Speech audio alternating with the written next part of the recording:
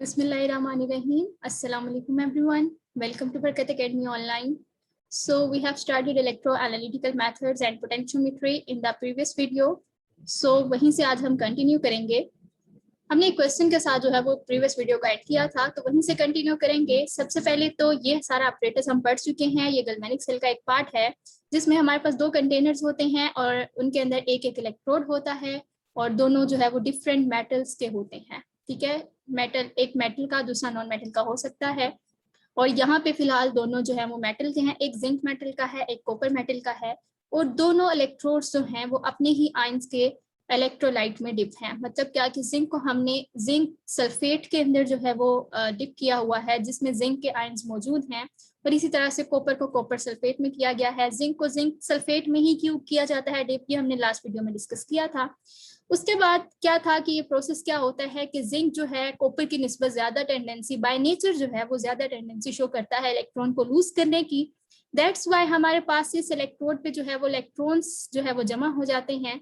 और जब हम इसी तरह से जब कॉपर को इसके सोल्यूशन के अंदर डिप किया जाता है तो कॉपर की जो टेंडेंसी है वो ज्यादा ये देखी गई है कि दो ये भी एक मेटल है, अपने इलेक्ट्रॉन्स को लूज करना पसंद करता है, लेकिन इसमें इलेक्ट्रॉन को लेने की टेंडेंसी जो है वो जरा सी ज्यादा पाई जाती है, जिसकी वजह से इसके जो इलेक्ट्रोड पे पॉजिटिव चार्ज आ जाता है. और जब हम इन दोनों इलेक्ट्रोड्स को आपस में कनेक्ट करते हैं तो इलेक्ट्रॉन जो है वो ज्यादा से कम की तरफ मूव करते हैं और इस तरह से एक इलेक्ट्रॉनिक कंडक्शन होता है. और इस पाथवे के दरमियान में जो है हम अपना कोई भी अप्लायंस जो है वो अटैच करके अपना कोई बल्ब लगा के तो इस एनर्जी को जो है वो यूटिलाइज करते हैं. ये सारा प्रोसेस हमने जो है वो डिस्कस किया था. दोबारा से एक बार देखते हैं कि इस इलेक्ट्रोड के ऊपर ओवरऑल नेगेटिव चार्ज कैसे आता है. कि जिंक जो है हमारे पास अपने यहाँ पे दो तरह के जिंक मौजूद हैं. एक सोल्यूशन में मौजूद है जो कि पहले से ही पुअर है, मतलब इलेक्ट्रॉन पुअर है, हैविंग 2+ वैलेंसी और चार्ज. और जो यहाँ पे हमारे पास एलिमेंटल जिंक है वो जो कि यहाँ पे एलिमेंटल फॉर्म में है तो इसके जो हमारे पास ऑक्सीडेशन स्टेट है वो 0 है. ठीक है, तो अब क्या होता है कि जिंक अपने इलेक्ट्रॉन्स को लूज करके सॉल्यूशन में जाता है सबसे पहले. और जवाबन क्या होता है कि हमारे पास जिंक के ऊपर से नीचे आने की वजह से सॉल्यूशन के जो आयंस होते हैं डेफिनेटली ये भी पुअर है, इलेक्ट्रॉन पुअर हैं, तो ये उन इलेक्ट्रॉन्स को गेन करने के लिए इलेक्ट्रोड पर जाते हैं. और उन इलेक्ट्रोड को गेन करने के बाद इनकी अब ऑक्सीडेशन स्टेट 0 हो जाती है. ठीक है, जो इनमें डेफिशिएंसी सी इलेक्ट्रॉन की वो उन इलेक्ट्रॉन से पूरी हो जाती है जो जिंक नीचे आए थे ऊपर छोड़कर, तो ये जाके उनको जो है वो ऊपर वसूल करते हैं. ठीक है, तो ये आपका ओवरऑल रिएक्शन होता है कि जिंक जो है वो जिंक आयन की फॉर्म में सोल्यूशन में आता है और दो इलेक्ट्रॉन जो है पीछे रोड पर छोड़ आता है इलेक्ट्रोड के ऊपर. और जवाबन क्या होता है कि जो हमारा सोल्यूशन का जिंक है वो उन्हीं इलेक्ट्रॉन को जाके जो है वो गेन करता है और जिंक एलिमेंट के अंदर या जिंक एटम के अंदर जो है वो कन्वर्ट होकर इलेक्ट्रोड के ऊपर चिपक जाता है. ठीक है, लेकिन देखा ये गया है कि बाय नेचर चूंकि जिंक की टेंडेंसी थोड़ी सी ऑक्सीडेशन की तरफ ज्यादा है बजाय इसके रिडक्शन के. ठीक है, सो क्या होता है कि जिंक के नीचे आने की टेंडेंसी ज्यादा है, ऊपर आने की टेंडेंसी कम है. मतलब कि जिंक का जो हमारे पास इक्विलिब्रियम है वो फॉरवर्ड डायरेक्शन में एस्टैब्लिश होता है.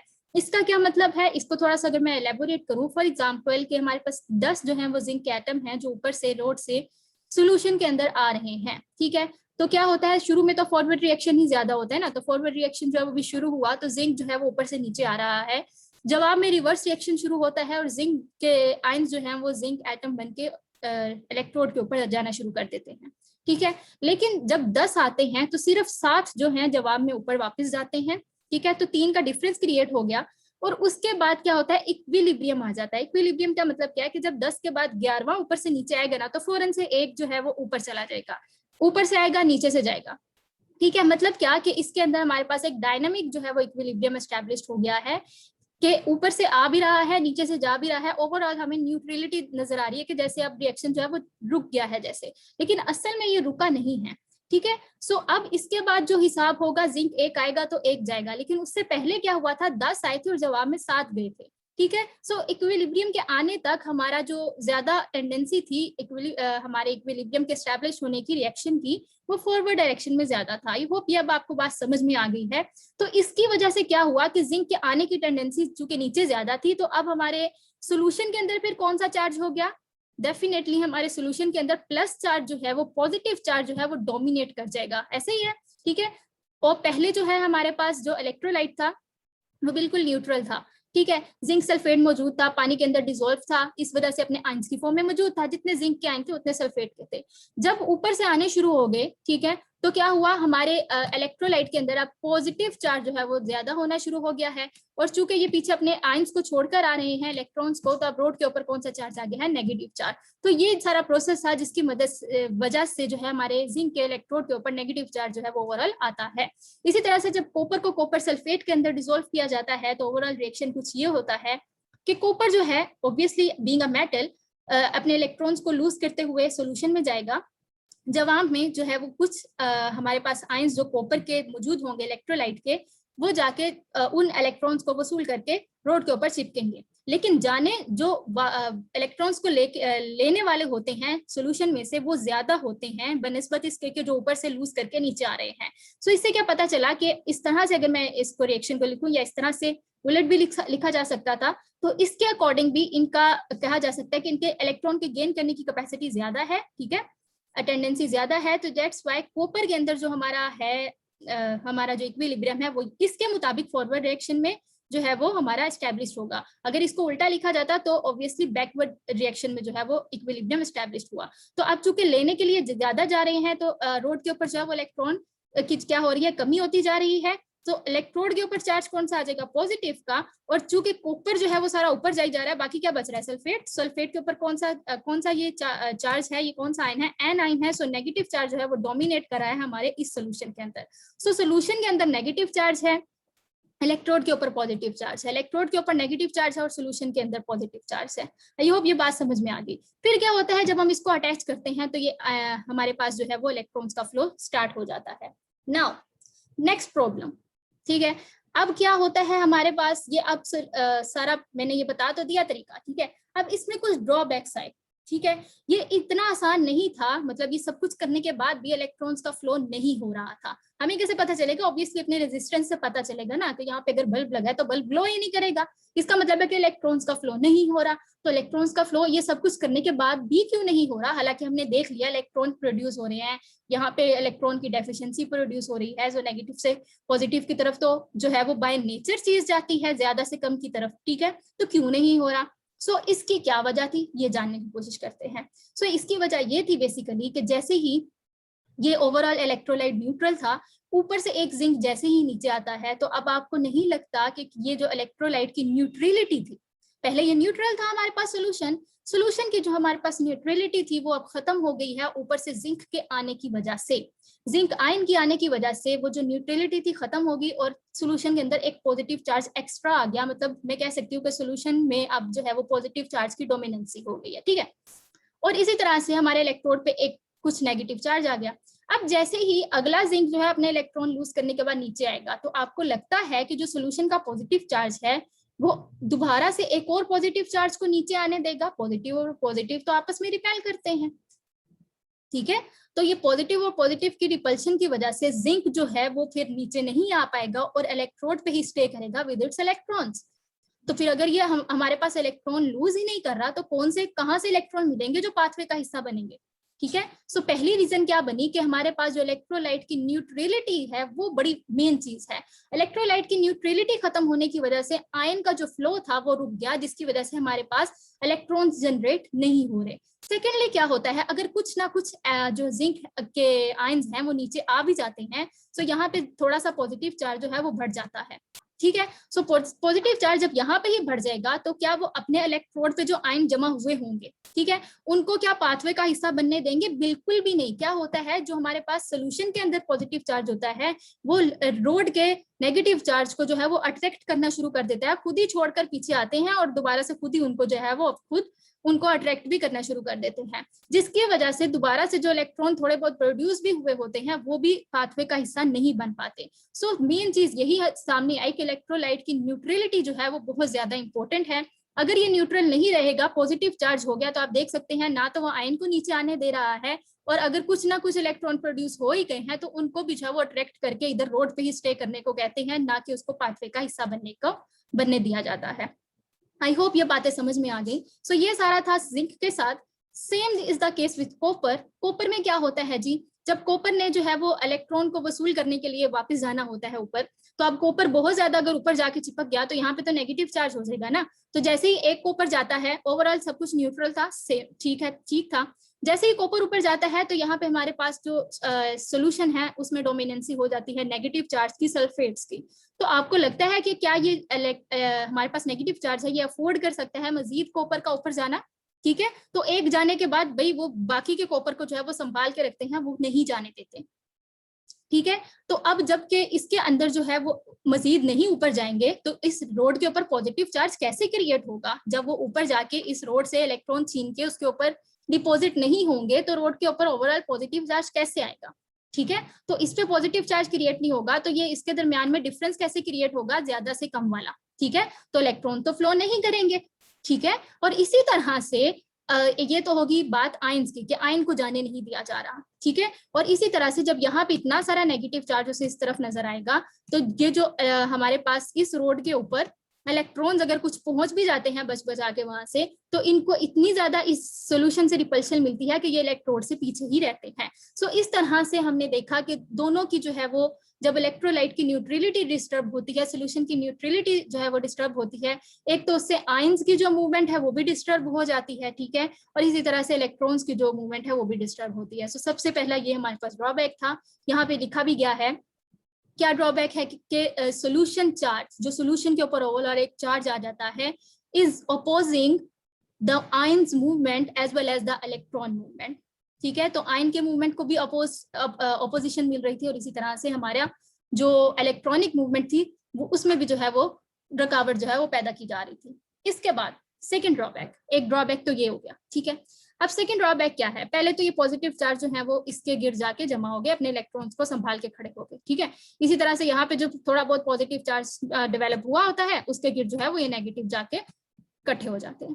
ठीक है, पहले तो इलेक्ट्रोड के गिर जो है वो हमें ये चार्जेस नजर आ रहे होते हैं, लेकिन क्या होता है अब इधर जो है वो पॉजिटिव चार्ज थोड़ा ज्यादा अगर हो, ठीक है, अब सबको तो यहाँ से इलेक्ट्रॉन नहीं मिल सकते। ठीक है, सबका तो ये इलेक्ट्रोड तो छोटी सी है, सबका कॉन्टेक्ट जो है वो इलेक्ट्रोड के साथ नहीं हो सकता। Same is the case here. ठीक है, तो अब होता क्या है, कुछ जो ये चार्जेस होते हैं ये देखते हैं कि भाई हमारे नेबरिंग में भी तो हमारे ऑपोजिट ही मौजूद है, ऑपोजिट अट्रैक्ट ईच अदर। ठीक है, सो ये पॉजिटिव और नेगेटिव जो यहाँ पर मौजूद हैं या आपस में जो है वो रिश्तेदारी करने की कोशिश करते हैं। एंड व्हाट हैपेंस कि ये जो इसके ये अभी तो यहाँ पे डायग्रामेटिकली है ना, तो ये बहुत आपको दूर दूर नजर आ रहे हैं, ये बहुत करीब होते हैं। ठीक है, ओवरऑल बहुत करीब होते हैं, या फिर सेकेंडली समटाइम्स तो ये हमारे पास एक ही कंटेनर होता है और दोनों इलेक्ट्रोड उसी के अंदर होते हैं और दरमियान में सिर्फ एक मेम्ब्रेन होती है, लाइक एस्बेस्टोस डायफ्राम वगैरह होता है। ठीक है, तो मेम्ब्रेन को आप सोच सकते हैं कि मेम्ब्रेन का कितना सा फर्क होगा, ये मेम्ब्रेन होगी और साथ ही अगला कंटेनर होगा। ठीक है, अगला इलेक्ट्रोड मौजूद होगा। सो ये क्या करते हैं कि कुछ जो है वो डिवाइड होके इस जो अपनी बाउंड्री है इसके साथ जाके जो है वो इकट्ठे हो जाते हैं। ठीक है, तो आधे जो हमारे पास आयंस हैं वो अपना काम करने की बजाय इलेक्ट्रोड को छोड़ के क्या करते हैं, यहाँ पे मेला लूप में पहुंच जाते हैं। ठीक है, so they comes at the junction between the cells. So this is the junction basically. Okay ना, सो ये एक जंक्शन है दोनों के दरमियान में। तो ये कुछ आयंस जो है वो जंक्शन पे आके जो है वो इकट्ठे हो जाते हैं। सो यहाँ पे आपको लगता है ना कि यहाँ पे वो जो थोड़ा सा पॉजिटिव और नेगेटिव की वजह से जो थोड़ा सा पोटेंशियल क्रिएट हुआ होगा, वी ऑल नो कि जहां पे भी सेपरेशन ऑफ चार्जेस होती है वहां पोटेंशियल क्रिएट होता है। ठीक है, तो यहाँ पे पोटेंशियल खत्म करते हुए यहाँ पर आके इकट्ठे हो जाते हैं। तो अब पॉजिटिव और नेगेटिव जो है वो अलग अलग है, और जहां पे भी सेपरेशन ऑफ चार्जेस होती है इनको हमने जबरदस्ती अब जो है वो एक दूसरे से दूर रखा हुआ है। ये मिल गए तो एनर्जी इनके दरमियान की खत्म। ठीक है, अभी ये फिलहाल ये बहुत ज्यादा अनस्टेबल है एक दूसरे के बगैर। जब ये जैसे ही दोनों मिलेंगे इनकी एनर्जी बहुत डाउन चली जाती है और ये स्टेबल हो जाते हैं। तो जब तक इनको मैंने अनस्टेबल रखा है दरमियान में एक मेम्ब्रेन को लगा के, ठीक है, इनके दरमियान में डिस्टेंस रख के, तो इन दोनों के दरमियान में बहुत ज्यादा एनर्जी है, इनके पास बहुत ज्यादा पोटेंशियल है। तो इनके दरमियान में जी एक पोटेंशियल जो है क्रिएट हो जाता है। और अगर मैं कन्वेंशनली बात करूं उसकी डायरेक्शन की, पोटेंशियल की, तो वो हम पॉजिटिव से नेगेटिव करते हैं। ठीक है, कि पॉजिटिव से नेगेटिव जो है हमारे पास पोटेंशियल का क्या होती है, डायरेक्शन होती है। और इस पोटेंशियल को हम नाम देते हैं जी पीजे के, यानी कि जंक्शन पोटेंशियल, कि वो पोटेंशियल जो कि जंक्शन पे क्रिएट हुआ उसे हम जंक्शन पोटेंशियल कहते हैं। ठीक है, चले जंक्शन पोटेंशियल तो आ गया, इससे हमें क्या नुकसान है, हमें इससे क्या मुसीबत पड़ी, हम इसे क्यों पढ़ रहे हैं? ठीक है, सो इसे हम इसलिए पढ़ रहे हैं कि जब हम ओवरऑल, हमें तो भाई इलेक्ट्रोड पे चाहिए था ना, इलेक्ट्रोड के गिर जो है वो, इलेक्ट्रोड हमारी मेन जो है वो फोकस है यहाँ पे। ठीक है, तो अब क्या होता है कि जब हम इसको पढ़ते हैं बेसिकली, ठीक है, सो हम नेगेटिव और पॉजिटिव के दरमियान मुझे यहाँ पे मैक्सिमम नेगेटिव चार्ज चाहिए, यहाँ पे मुझे मैक्सिमम पॉजिटिव चार्ज चाहिए, ठीक है, ताकि इनके दरमियान में जो है वो ज्यादा से ज्यादा, जितना ज्यादा यहाँ पे नेगेटिव ज्यादा होगा, जितनी ज्यादा यहाँ पे डेफिशिएंसी होगी, तो उतने ज्यादा इलेक्ट्रॉन जो है वो मूव करेंगे। ऐसा ही है ना, मतलब क्या कि जितना ज्यादा इन दोनों के दरमियान में पोटेंशियल डिफरेंस होगा, उतने ज्यादा मुझे जो है वो इलेक्ट्रॉनिक कंडक्शन देखने को मिलेगी और मेरी रेजिस्टेंस जो है वो उतनी ज्यादा काम करेगी, ठीक है। तो अब जब यहाँ पे चार्जेस ही नहीं बाकी रहे, वो पोटेंशियल ही इनमें बाकी नहीं रहा, अदर चार्जेस तो यहाँ पर आ गए हैं, ठीक है, तो आपको नहीं लगता यहाँ पे पोटेंशियल ड्रॉप करेगा? पोटेंशियल ड्रॉप करेगा तो ऑब्वियसली क्या होगा, हमारा जो आउटपुट हमें मिलनी थी सेल से वो नहीं मिल रही, ऐसा ही है। तो इसकी क्या डायरेक्शन होती है? वैसे तो इलेक्ट्रॉन यहाँ से यहाँ मूव कर रहे हैं डेफिनेटली, लेकिन जब हम बात करते हैं पोटेंशियल की, सो वो हमारे पास क्या होता है जी, पॉजिटिव टू नेगेटिव होता है, ठीक है, ये पॉजिटिव चार्ज और ये नेगेटिव चार्ज, सो ये हमारे पास पॉजिटिव टू नेगेटिव, जिसको हम कहते हैं कि सेल पोटेंशियल कहते हैं, ठीक है, overall cell potential, EMF of cell या सेल पोटेंशियल, ठीक है। सो ओवरऑल सेल का पोटेंशियल इलेक्ट्रोड्स की वजह से है, ठीक है, ये हमारे पास मेम्ब्रेन की तो कोई बात नहीं हुई थी, इलेक्ट्रोड हमारा मेन चीज है, ठीक है। सो इलेक्ट्रोड जो है बेसिकली नेगेटिव और पॉजिटिव इनके दरमियान में बहुत ज्यादा डिफरेंस होना चाहिए था पोटेंशियल का, ठीक है, और ये जाहिर सी बात है सोल्यूशन का इसमें बड़ा रोल है इसके ऊपर नेगेटिव चार्ज क्रिएट करने के लिए, ठीक है। तो क्या है कि जब यहाँ पे इतना पोटेंशियल बचेगा ही नहीं, यहाँ पर आयंस जो है वो आ गए हैं, आयंस ही वहां चले गए हैं, तो यहाँ पे ये जो पोटेंशियल होगा ये क्या होगा, ड्रॉप हो जाएगा, ऐसे ही होगा ना। ओवरऑल भी अगर हम देखने की कोशिश करें, इन दोनों की डायरेक्शन देखें, एक दूसरे के क्या है, ऑपोजिट है, एक ही सेल के अंदर दो तरह के पोटेंशियल क्रिएट हो रहे हैं और दोनों एक दूसरे के ऑपोजिट है, तो ये दोनों क्या करते हैं, एक दूसरे को नलिफाई करते हैं, ये ऑब्वियसली ज्यादा होता है, ये उससे कम होता है, लेकिन जितना भी कम होता है ओवरऑल, अगर मुझे 20 वोल्ट का मिलना था, तो अगर ये 2 वोल्ट भी है तो 20 - 2 18 वोल्ट मिल रहा है, मेरा तो नुकसान हो रहा है, ठीक है। सो हमें ये जंक्शन पोटेंशियल नहीं चाहिए बेसिकली, ठीक है। सो ये जंक्शन पोटेंशियल जो था ये किसी ना किसी तरह हमें खत्म करना था। सो सेकंड ड्रॉबैक हमारे पास क्या आता है जी, junction potential reduces the EMF of cell, ठीक है, ये जो हमारे पास सेल का पोटेंशियल है इसी को हम ईएमएफ ऑफ सेल भी कहते हैं, ठीक है। पोटेंशियल डिफरेंस और ईएमएफ स्लाइड से दोनों में डिफरेंस होता है, लेकिन दोनों ही वोल्ट में होते हैं, ठीक है। सो ईएमएफ ऑफ सेल जो हमारे पास ओवरऑल आनी थी, जो दोनों इलेक्ट्रोड्स के दरमियान का डिफरेंस होता है, इसका और इसके दरमियान का जो डिफरेंस होता है वो हमारे पास ईएमएफ ऑफ सेल होती है। तो जंक्शन पोटेंशियल के आने की वजह से हमारा ईएमएफ ऑफ सेल जो है, हमारा रिक्वायर्ड आउटपुट जो है वो कम हो जाता है। सो ये सेकंड प्रॉब्लम था। तो हमने बेसिकली फिर क्या किया, इन दोनों ड्रॉबैक्स को, इन दोनों जो हमारे मिसाइल थे, इनका सोल्यूशन निकाला, और वो क्या थी, एक यूट्यूब थी, ठीक है। सो यूट्यूब बड़ी बेनिफिशियल होती है। सो ये आप देख सकते हैं यूट्यूब है, और यूट्यूब जो है ये इन्वर्टेड यूट्यूब है, मतलब उल्टी रखी गई है, ठीक है।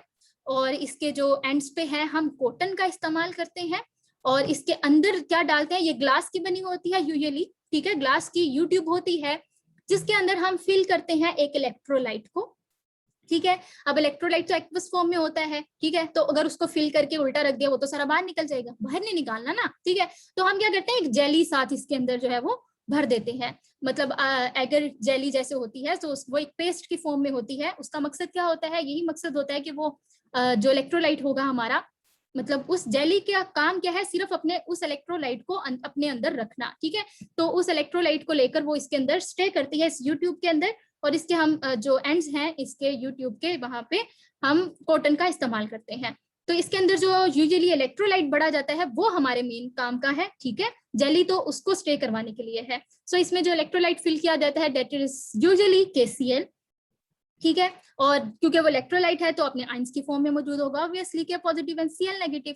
सो अब इसका काम क्या होता है, ये करता है कि मेन चीज जो है हमारे पास इसकी न्यूट्रलिटी थी, किसी ना किसी तरह अगर मैं इसको न्यूट्रल रख लूं तो जिंक के ऊपर से आयन आते रहेंगे, ठीक है, और इसी तरह से इलेक्ट्रॉन प्रोड्यूस होते रहेंगे, ठीक है। तो जब आयन ही नहीं होंगे तो जंक्शन पोटेंशियल भी नहीं होगा, ठीक है। सो हमारे पास मेन चीज यही है कि मुझे इसकी न्यूट्रलिटी चाहिए किसी तरह से, ठीक है। सो अब इसको कैसे न्यूट्रल रखा जाए कि जैसे ही ऊपर से एक जिंक आए ना, जिंक आयन आए, ठीक है, इससे पहले कि वो अगले वाले जिंक आयन को रिपेल करे कि तुम इलेक्ट्रोड पर ठहरो, हम क्या करते हैं कि ऊपर से आने वाले जिंक को न्यूट्रलाइज कर देते हैं फौरन से। कैसे कि ये जो Cl है वो नीचे आ जाता है, और जिंक और Cl एक दूसरे को न्यूट्रलाइज करते हैं, तो 2 Cl आएंगे तो ZnCl2 जो है वो बन जाता है, जो कि एक सोलुबल साल्ट होता है और जो है वो इसमें आइंस की फॉर्म में फ्लोट करता है। Zn जो है वो वैसे ही रहता है और इसमें Cl आने की वजह से ओवरऑल नेगेटिव और पॉजिटिव चार्जेस दोबारा से जो है वो न्यूट्रलाइज हो जाते हैं सोल्यूशन के अंदर।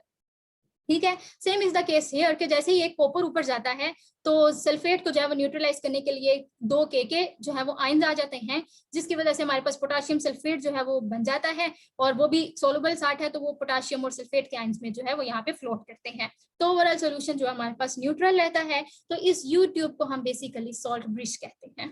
ठीक है, क्योंकि ये it is acting as a bridge between the cell, between 2 half cells. ठीक है, और इसके अंदर एक सॉल्ट जो है, एक इलेक्ट्रोलाइट जो है वो हमने फिल किया हुआ है, that's why it is known as salt bridge. Okay, so ये इस वजह से salt bridge you can say it is the heart of the cell. अगर सॉल्ट ब्रिज नहीं होगा तो सेल हमारा बिल्कुल भी फंक्शन नहीं करने वाला। ठीक है, हमें जो है वो इलेक्ट्रोलाइट जो है वो न्यूट्रल चाहिए है। तो इसका या तो ये हो सकता है जैसे ही एक जिंक आए ऊपर से तो हम जो है वो फौरन से इलेक्ट्रोलाइट अपना नया चेंज करें, तो फिर हम यही करते रह जाएंगे, बार बार उठ के काम कोई नहीं करेंगे। ठीक है, सो इसकी वजह से हमने यहाँ पे सॉल्ट ब्रिज जो है वो बेसिकली लगा दिया, जो हमारे जो है वो सर्किट को कंप्लीट कर रहा है, जिसके साथ साथ हमारे जो है वो सोल्यूशन को न्यूट्रलाइज रखने की कोशिश करता है। ठीक है, तो ये था हमारे पास सॉल्ट ब्रिज। और सॉल्ट ब्रिज बहुत इंपॉर्टेंट है, तो थोड़ा सा इसके बारे में थ्योरी भी जानना जरूरी है। So what is salt bridge? Basically salt bridge is a liquid और इलेक्ट्रोलाइट जंक्शन, मतलब ये जंक्शन का काम कर रहा है बिटवीन 2 लिक्विड्स और इलेक्ट्रोलाइट्स, मतलब 2 इलेक्ट्रोलाइट के दरमियान में एज अ जंक्शन काम करता है।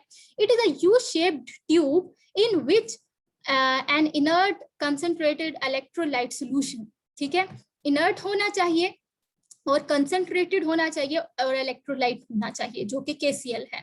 इनर्ट क्या है अभी हम बात करते हैं। इनर्ट कंसंट्रेटेड इलेक्ट्रोलाइट सॉल्यूशन हो is placed with agar paste sealed into glass. Okay, functions of salt bridge अब हमें पता चल गया कि क्या क्या काम है। It maintains the electrical neutrality of solutions, means electrolyte, दोनों इलेक्ट्रोलाइट की इलेक्ट्रिकल न्यूट्रलिटी को मेंटेन करता है। It maintains the flow of electrons, all right, it helps to complete the circuit. It reduces the junction potential, most important. ठीक है, तो ये जो जंक्शन पोटेंशियल है उसको भी फिर ये कम करता है, जिसकी वजह से हमें मैक्सिमम जो है वो EMF ऑफ सेल मिलती है। ठीक है, इसी तरह से प्रॉपर्टीज ऑफ इलेक्ट्रोलाइट यूज्ड, कि जो हमने इलेक्ट्रोलाइट फिल करना है अपने सॉल्ट ब्रिज के अंदर, उसकी क्या क्या प्रॉपर्टीज होनी चाहिए। It must be inert. इसका क्या मतलब है कि इसको इनर्ट होना चाहिए, मतलब इनर्ट उसे कहते हैं जो रिएक्शन में पार्टिसिपेट ना करे। नो प्रेसिपिटेशन शुड अकर, ठीक है, कोई प्रेसिपिटेट ना बनाए। क्या मतलब है, एक बार फिर चलते हैं। सो मैंने कहा कि KCl है और यहाँ पे इसको जिंक के साथ यहाँ पर नीचे आना है।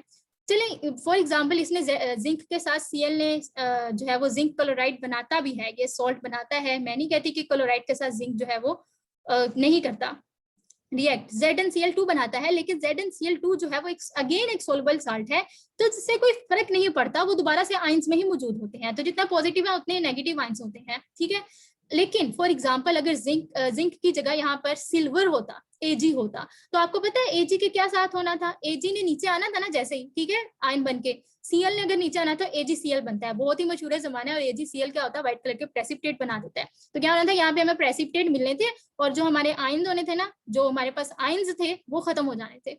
ठीक है, तो वो जो हमारे पास पोटेंशियल क्रिएट होना था वो फिर लो हो जाना था। ठीक है, तो आयन्स जो है हमारे पास गायब भी होते जा रहे हैं, Ag और Cl जो है वो आपस में जो है वो AgCl बनाई जा रहे हैं। ठीक है, तो जो हमारे पास, ये जरूरी नहीं है कि सब में KCl होगा, क्योंकि जो जब भी हमारे पास Ag वाले कोई भी इलेक्ट्रोड होगा तो हम तब AgCl को KCl को जो है वो यूज नहीं कर सकते, क्योंकि AgCl जो है हमारे पास एक प्रेसिपिटेट बना देता है। सो जो भी आपने इसमें इलेक्ट्रोलाइट फिल करना है वो आपने ये देखकर करना है कि आपके पास दोनों इलेक्ट्रोलाइट्स कौन से हैं, इलेक्ट्रोड्स कौन से हैं।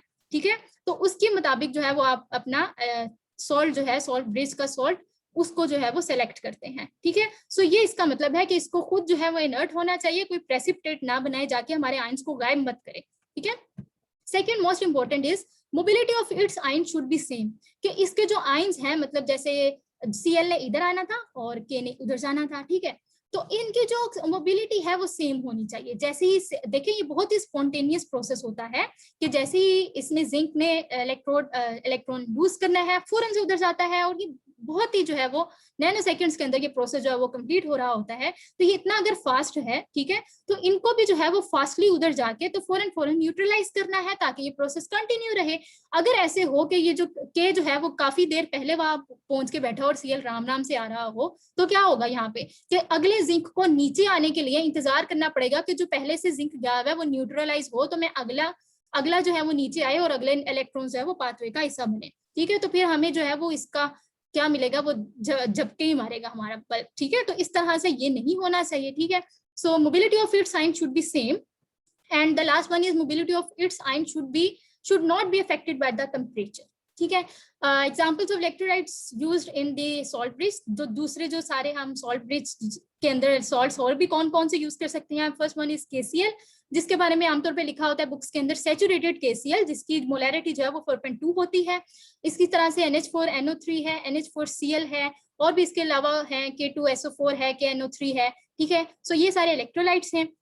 इसके बाद हम नेक्स्ट वीडियो में डिस्कस करेंगे कि हमने यहाँ पे सिर्फ जो है वो EMF ऑफ सेल का नाम तो लिया है। ठीक है, हमने कहा कि पॉजिटिव जितना एक इलेक्ट्रोड पे पॉजिटिव चार्ज है, दूसरे के ऊपर नेगेटिव चार्ज है, उन दोनों के दरमियान का डिफरेंस जो है वो हमारे पास EMF ऑफ सेल होता है, सेल का पोटेंशियल होता है। इसको मजीद जो है वो डिटेल में डिस्कस करेंगे। इसका जो है वो एक टर्म है इलेक्ट्रोड पोटेंशियल, उसके साथ क्या इसका रिलेशन है, बहुत इंपॉर्टेंट है।